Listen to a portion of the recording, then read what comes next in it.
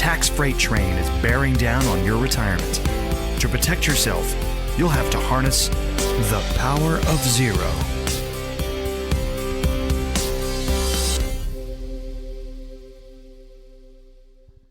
Hello there. Welcome to the Power of Zero show. This is David McKnight, your host, author of Power of Zero, Look Before You Lerp, and The Volatility Shield. If you want to learn more about me, you can go to davidmcknight.com. If you are interested in getting advice on how to create a roadmap on how to get to the 0% tax bracket, we can also help you at that same website.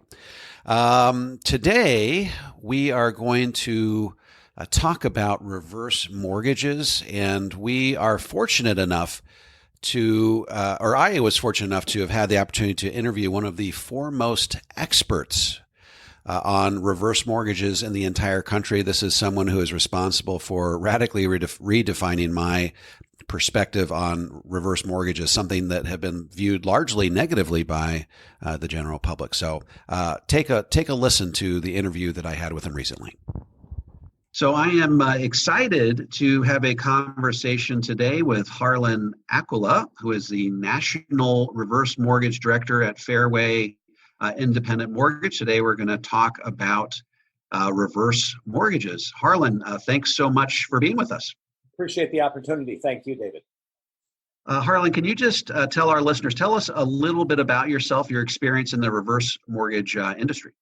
Absolutely. It's about all I've done for the last 16 years. I've been personally involved at the kitchen table with probably 1,000 of them. And then now I do training across all 50 states with all of our folks that are reverse mortgage planners at Fairway. And probably the biggest thing that's important to your listeners is I teach CE classes for CFPs and for insurance professionals, NAIFA, FPA, and so on, about how reverse mortgages mesh together with overall financial planning. That's probably the biggest benefit that I can be to your listeners. Okay, very good. Now, I have to tell everybody that I saw you present in Madison, Wisconsin, a month or two ago, and as a lot of people are, I was skeptical about reverse mortgages. I didn't want to have much to do with them. I've had actually people approach me before and say, "Hey, aren't reverse mortgages technically tax-free? And if so, why don't you talk about them in the book?" And I just didn't want to muddy the waters. But so I approached this whole thing, your presentation, very skeptically. And to be frank, you won me over. And I really liked the manner in which you approached it. And that was basically, you asked the audience to basically throw out all of the skepticism and objections that they had to reverse mortgages.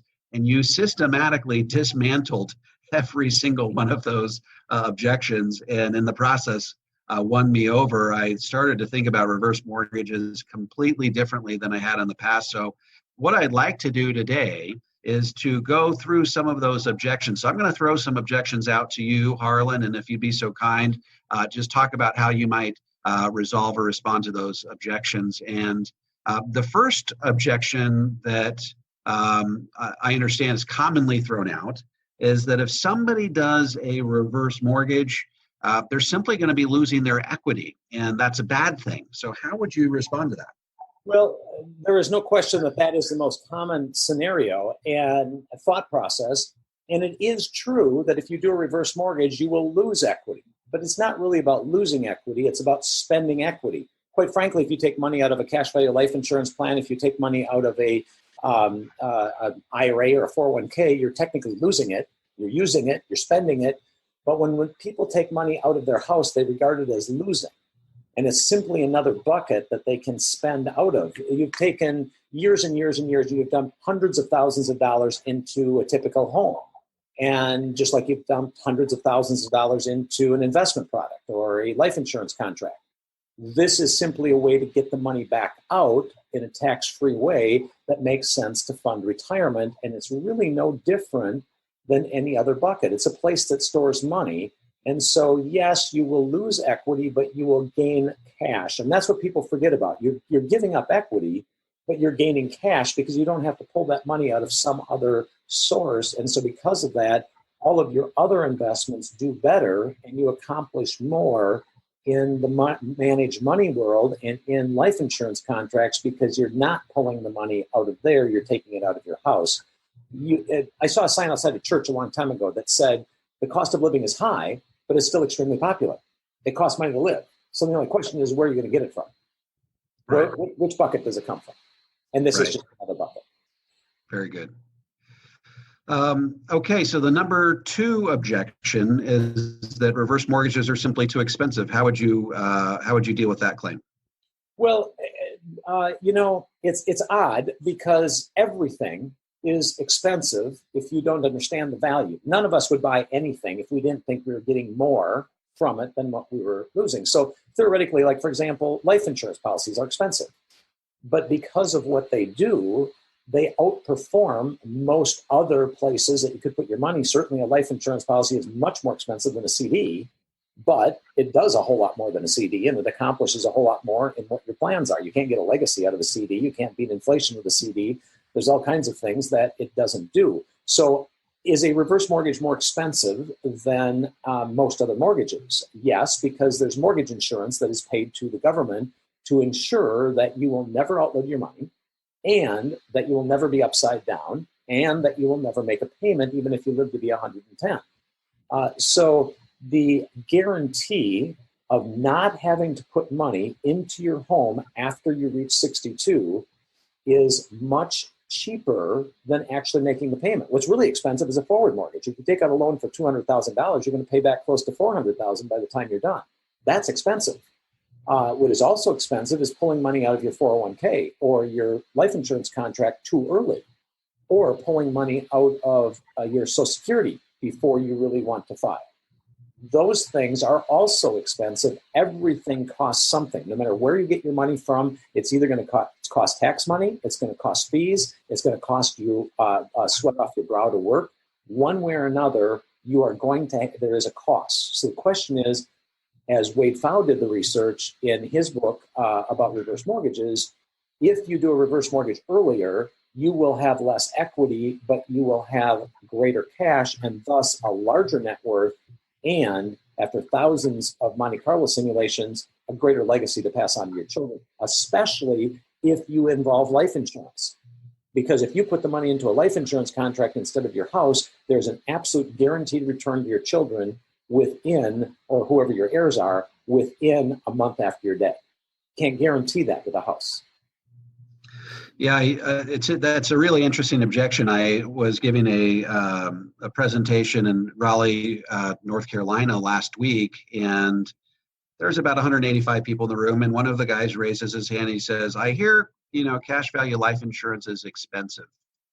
And I said, "Look, expense is only an issue in the absence of value. A savings account doesn't have any expense at all. But what is the opportunity cost associated with leaving all that money in a savings account?" So it's really about, what are you getting in exchange for that expense, and is it a good value? So I think you make a couple of really good points there. The third objection is, and this is where you really won me over, because I started to really think about the math behind what we're talking about here. And there's this notion that if you do a reverse mortgage, it's going to adversely affect the inheritance for your children.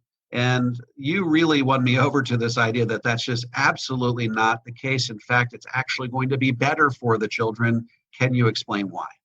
Yes. And so I had to deal with this with my own son, my youngest son, when he was 16, because he said, "Dad, I'm kind of worried about what you're doing. And aren't you really ripping off the old people and screwing their kids?" That was a slap in the face. I did not, do anything I didn't ground him or anything else. I simply explained to him that if we do a reverse mortgage, son, you will have less equity when I pass away, but it just so happens that you're already a beneficiary on a life insurance policy. And what is really odd is if we all have a choice of which bucket to put our money in. And some places are more lucrative than others. If you could go to a bank and one bank paid out 3% and the other one paid out 5%, you'd certainly put your money, all other things being equal, you'd put your money in the 5% bucket. So people in droves, in the cheapest money in the entire history of the country, 3.5% 30-year mortgages right now, are putting their money into a 3.5% investment and paying off their houses and making sure that they are paying their house down to zero. And if you compare, for example, one of the things that, of course, we know a lot about because of the Power of Zero book, if we put money into a life insurance contract and you compare a reverse mortgage, negative amortization to a life insurance contract, your children will end up with more money if they put it into the life insurance contract than if they pay off their house. So if you get a letter at 62 and says you no longer have to make mortgage payments, why would you continue to put money into some place that is not going to give you or your children as much reward during your lifetime and after you're gone? So, and this isn't just some idea that we got to sell reverse mortgages or even that the insurance industry got to sell insurance. This was very well documented in independent research that Fowle put in his book, that if somebody gets a reverse mortgage early at 62 instead of 82 or 92, and they pull the trigger on that right away, that three things will happen. They'll have more cash flow during their lifetime. Number two, they will pay less in taxes, which obviously has something to do with the third, which is they will have a higher net worth and thus a larger legacy to pass on to their children. What decreases the inheritance to children is long life and spending down assets. It's not reverse mortgages. And so the fact is of course, the longer you live, the more you will owe on a negative amortized loan.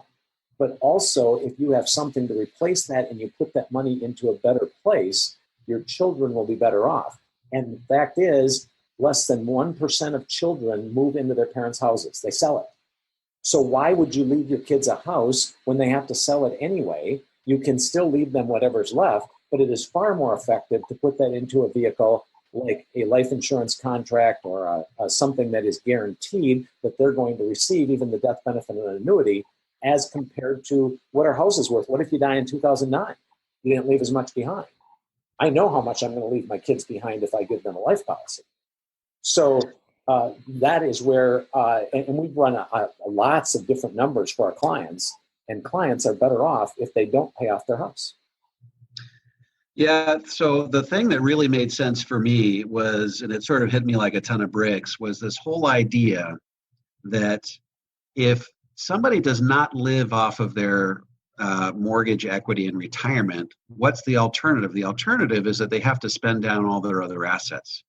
If you can, instead of spending down all those other assets, use your equity as a complement to some of your other streams of income, then guess what? All of your other investments get to grow and compound over time. So what ultimately gets left to the heirs is actually more, because that money has been able to grow and compound over time. And so that was just really compelling. This whole idea that only 1%, I mean, I know I don't want my mom's house. Most people I don't know want their parents' house. And so to be able to say, you know, to somebody who is inheriting a house, they want to get rid of it. They're probably going to sell it at a discount. And so they're not going to be able to get out of it what they otherwise would, because it's the only asset that maybe they're inheriting, and they want to have liquidity sooner rather than later, and they're more likely to sell it at a loss. So those are all things that I hadn't previously contemplated, and so I appreciate you having brought those to my attention. The last objection that you hear quite a bit is just fear, the fear of the unknown, fear of losing the house, etc. How would you grapple with that?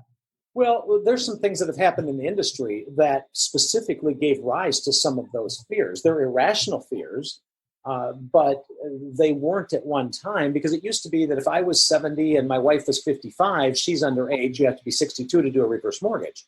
And so I would take her off from title under the old rules. And then I'd die, and then she'd get kicked out of the house because she was not a borrower. And that made national news a number of times. And lots of investigative reporters put out what happened to the poor widow who was kicked out of the house. It wasn't really the fault of the reverse mortgage. It was the fault of the reverse mortgage being used incorrectly and two people making a decision that wasn't very smart and a loan officer not doing his or her job. So a lot of people worry about their wives being widows and getting kicked out of their house after they die. The truth is that cannot happen under the new rules that were changed, that you cannot do a loan to take your wife off from title if you're married. And so all of those fears, the other biggest thing is the bank takes the house. The banks aren't in the interest of taking houses. We aren't interested in houses. We're interested, our model is lending money and collecting interest. We hate owning houses. We hate doing foreclosures. Sometimes we have to if people don't abide by the terms of the loan. But the only way you can lose your house if you don't pay the taxes and the insurance. That's a requirement. Quite frankly, it's a requirement to pay taxes if you don't have a mortgage. And you could lose it to the county. So no matter what, you have to pay taxes, and you can lose your house if you don't live in it, or number two, if you don't pay the taxes. That's the requirement, and those are the only two requirements. You never have a requirement to make a payment. You never have a requirement to do anything else other than those things, other than, of course, normally maintaining the house like you would with a forward mortgage or for yourself. So those fears are mostly unfounded. And when I'm on the airplane and I ask people routinely, what do you think about reverse mortgages? 95% of the things that they throw out to me are completely unfounded. And one of the things they say is, well, what if I take out a reverse mortgage and I die 2 years later? You just got my house and you only gave me $10,000 or $20,000 or whatever the number is. Well, the fact is that whatever equity is left goes to the children or to your heirs. So we don't take the house. Everybody thinks that. I've heard hundreds of times, oh, that's where the bank takes the house. No, we don't want the house. It stays in your name, in the trust's name, in your children's name, your estate's name, whatever the situation is, just like it would with a forward mortgage. It's just that our mortgage needs to be satisfied at the end. If you live to be 105 and all the equity has been used up, well, then yes, the bank will theoretically take the house, but we didn't take the house. The owners used it during the 30 or 40 years that they lived in the house. But if they die early, 100% of that goes back to the children of whatever's left. So if it's a $400,000 house and mom and dad have only used $100,000 with the interest, $300,000 goes to the children or whoever is listed in the will or the trust. So fears, anything that is unknown and is different or weird, and people are used to making payments on mortgages, that's something that is definitely most of the time when something is unknown, it becomes where fears come into play when they don't know about it. As soon as people get informed about it, they say things like, wow, I never knew that. I had no idea. That's not what I heard. So that's really the situation. Most of the fears, when I was a little kid, when my dad snored on the other side of the wall, I was sure there was a bear in the closet. And so my mom would have to pick me up. This happened hundreds of times, I'm afraid to admit. And she'd have to take me over to the closet and turn the light on and show me there was no bear in the closet. Reverse mortgages don't have any bears in the closet. They're very simple. You take out a loan, and it has to be paid back a year after you're dead. And whatever money is used with interest needs to be paid back. If it goes upside down, you don't have to pay it back, and your heirs don't have to pay it back. If it doesn't go upside down, as is usually the case, then, of course, the difference of the money goes to the children. But those fears still persist. A lot of people worry about those things. And it's just really a situation of no different than if you die with an empty IRA. That means you used all of the IRA. It doesn't mean that the IRA didn't do its job. Okay, so one question that I know my listeners are going to want to ask is, well, Dave is talking about reverse mortgages. We've heard that reverse mortgages are tax-free. And Dave has always identified a true tax-free investment as having to meet two litmus tests. Number one, it's truly tax-free, meaning when you take this reverse mortgage out, the stream of income that's coming to you is not going to be taxed, federal tax, state tax, capital gains tax. Number two, income from a reverse mortgage is not going to count as provisional income. It's not going to count against the thresholds which cause Social Security taxation. So can you address the question, which is really, the 800-pound gorilla in the room, is are reverse mortgages truly tax-free in the sense that they meet both of those qualifications? Yes, there is no question it passes all of it. And that's why when I was reading your book, The Power of Zero, I really got excited and wanted to get in touch with you because we pass all of those tests. And it's not because there's some special IRS code. Borrowed money is never taxable and has never been taxable. You are not selling your house. There is not a deed transfer, so there cannot be any capital gains tax. In fact, we can decrease capital gains tax by doing a reverse mortgage. So the fact is because you're not selling your house, it is no different than if you pulled out $30,000 as a car loan to purchase a car. That's not taxable. That's not income. It can't be counted as income in any way. If you took a cash advance from your credit card, if you took out a $500,000 commercial loan, that's not taxable because it's borrowed money. And so many people, because they think that there is a deed transfer, which could incur a taxation issue, they think that reverse mortgages can cause a taxation issue. It cannot. A reverse mortgage can only, from a tax perspective, be a tax deduction. It can never be addition to an income, because if you look at page 1 of the 1040, borrowed money, reverse mortgage proceeds, can never be on page 1 of the 1040. There's no blank for it. It doesn't exist because borrowed money is not taxable. So the long and the short of it is reverse mortgages are not taxable for the same reason that life insurance loans are not taxable. Whether you take a loan from your life insurance policy, your equity, your Uncle Vinny, what have you, it's not going to show up on the IRS's radar as taxable income. It's going to be not construed as provisional income for the same reason that life insurance loans are not construed as provisional income. I think we have time to maybe tackle one more issue. And you've mentioned to me in the past how reverse mortgages can be used to help facilitate Roth conversions and to pay the taxes, or at least minimize taxes on Roth conversions. That's a big topic for my audience because we talk about Roth conversions all the time. Can you talk about how a reverse mortgage could be a tool to help facilitate a Roth conversion? Yeah, I've worked with dozens of financial advisors who had little worksheets and calculators as to whether or not it makes sense to do a Roth conversion. They always struggled with how the taxes were going to be paid if the client did not have a source to pay the taxes that were also tax-free. So if I pull $1 million out for a Roth conversion and I've got $300,000 worth of taxes, for example, if I pull another $300,000 out of my IRA, of course, I'm going to now have another $100,000 worth of taxes or whatever. In the situation with a reverse, we just completed one that was just over $1 million Roth conversion for a doctor client in Oklahoma, and she needed exactly that, $322,000 or whatever, over a period of a 2-year period to pay the taxes.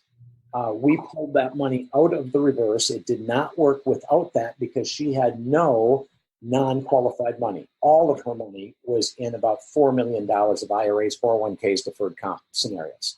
So she was very concerned about it. She read your book and she knew the tax strain was coming. And she was in a situation after the Trump tax cuts this last year that she knew that that made sense to do. Plus, she did not have a doctor and she did not have long-term care or the proper life insurance put together. And she was concerned about getting her $1 million house to her kids when she realized that she could use some of that money. She killed basically 3 birds with 1 stone because now she had freed up enough money to never have a mortgage payment unless she wanted to make it. And she took care of her life with long-term care, and she took care of the Roth conversion, and she's got $1 million out in the Roth. So those are scenarios that works almost all the time. On top of it, one of the most exciting things is we can also help, and this only works with acquisition indebtedness when somebody buys a house or refinances an existing mortgage, but we stack deductions, and we just did this with a Southwest airline pilot moving from Dallas to Denver. He bought a house in Denver for $700,000, took out a $300,000 reverse mortgage. He's got about $15,000 a year in deferred interest that he does not have to pay, negative amortized interest. So every third year, he's going to have about $50,000 worth of interest that he can pay if he wishes. So him and his financial advisor and his CPA worked with our team, and we found out that we're going to be able to get out about $800,000 over a period of 20 years of retirement with stacked tax deductions every third year, which will far exceed the $26,000 standard deduction. Stacking the tax deductions cannot be done with a forward mortgage because you have to pay it every month. So most people have lost their deduction because they're not going over 26.6. But for those that have a reverse mortgage, they can itemize, and they can itemize $50,000, $60,000, $70,000 at a time, because every time somebody makes an unnecessary, but they can make a payment to us, Then we will give them a 1098 because interest gets paid first, and they can use that to wipe out income on page one with an itemized Schedule A deduction. So there's several, kind of like a Swiss Army knife type thing, that reverse mortgages work great for people that are broke and have no other money, but that's a very minor use. Those aren't our main clients. Our main clients are people that are the mass affluent that have $200,000, $2 million in IRAs that want to decrease their taxes and increase their cash flow. And so in those situations, it makes a tremendous amount of sense to use the money in the reverse mortgage and use that as well for a tax benefit that will play out over time to reduce the taxes that will be on any IRA withdrawals, and take the money out sooner. And then they can park it in the reverse mortgage, or they can use that money to put somewhere else. Many investment advisors say that compliance departments will not allow them to use reverse mortgages. It's not true in 99% of the cases that they can't use reverse mortgages. They can't use the reverse mortgages to fund some specific investment product. None of the things that we're talking about here is about funding an investment product. It is about using cash flow properly to replace the money that is otherwise needed from higher cost taxable accounts that are pulling out in different ways.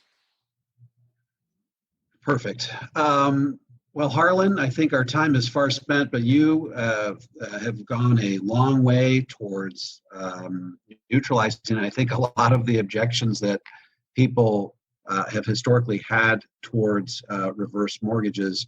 If any of our listeners, whether they be advisors or just members of the general public, want to get a hold of you to learn more, how should they go about doing so?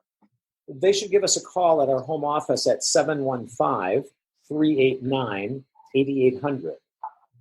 Then we will direct them to either take care of their questions in their phone call right here, or direct them to one of our planners that are in their hometown, or whatever the situation is. Because we really want your listeners to know that there is $7.1 trillion sitting in people's houses. That's a lot of eggs in one basket. We know it's not good to have that many eggs in one basket.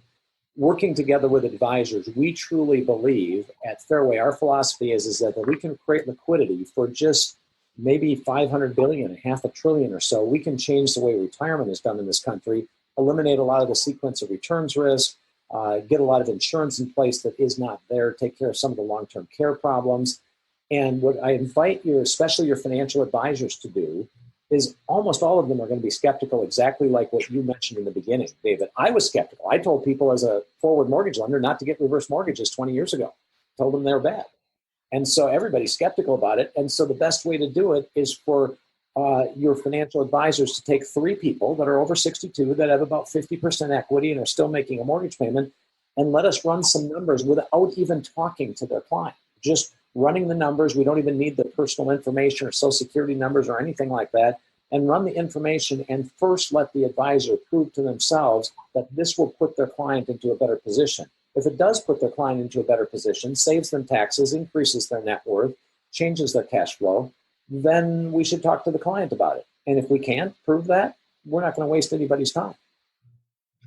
And that's a great approach. The proof is in the pudding, and we take a very similar approach with all of our recommendations. We need to show some mathematical corroboration for any of our strategies before somebody wants to sort of go down this path. Well, thanks again to Harlon Accola, who is the National Reverse Mortgage Director at Fairway Independent Mortgage. And thanks to all of you for listening to the Power of Zero show. Again, subscribe, and you can get this podcast delivered right to your inbox. And if you want any other help or advice vis-a-vis your tax-free retirement plan, you can go to davidmcknight.com. Thank you, everybody, for being on the call, and we will look forward to chatting with you next week.